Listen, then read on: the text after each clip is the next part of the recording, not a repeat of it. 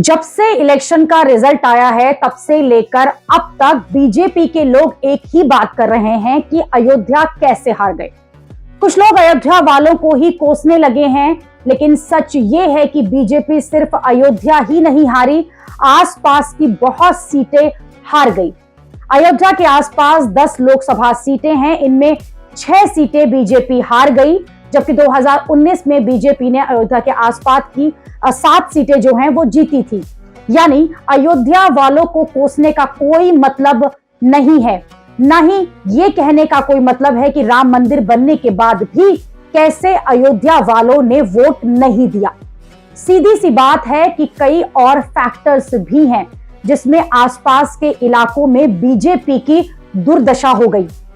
आप ये सीटें देख लीजिए और हार का अंतर देख लीजिए। अयोध्या में 54,000 वोट से बीजेपी के लल्लू सिंह समाजवादी पार्टी से हारे हैं। सुल्तानपुर में 43,000 वोट से बीजेपी की मेनका गांधी समाजवादी पार्टी से हारी हैं। सीतापुर में कांग्रेस ने बीजेपी से राजेश वर्मा को करीब 90,000 वोट से हराया है। वहीं बस्ती में 1 लाख वोट से बीजेपी के हरीश द्विवेदी समाजवादी पार्टी के कैंडिडेट से हारे हैं। अंबेडकर नगर में बीजेपी 1,37,000 वोट से हारी और वहीं श्रावस्ती में बीजेपी करीब 77,000 वोट से हारी है। यानी करीब 6 सीटें ऐसी हैं जहां पर बीजेपी को अयोध्या में राम मंदिर बनने के बावजूद हार का सामना करना पड़ा और सिर्फ 4 सीटें ऐसी थी जहां पर बीजेपी जीत पाई है। इनमें कैसरगंज से ब्रजभूषण शरण सिंह के बेटे करण भूषण सिंह, गोंडा से बीजेपी के कीर्ति वर्धन सिंह 46,000 वोट से ही मात्र जीते हैं।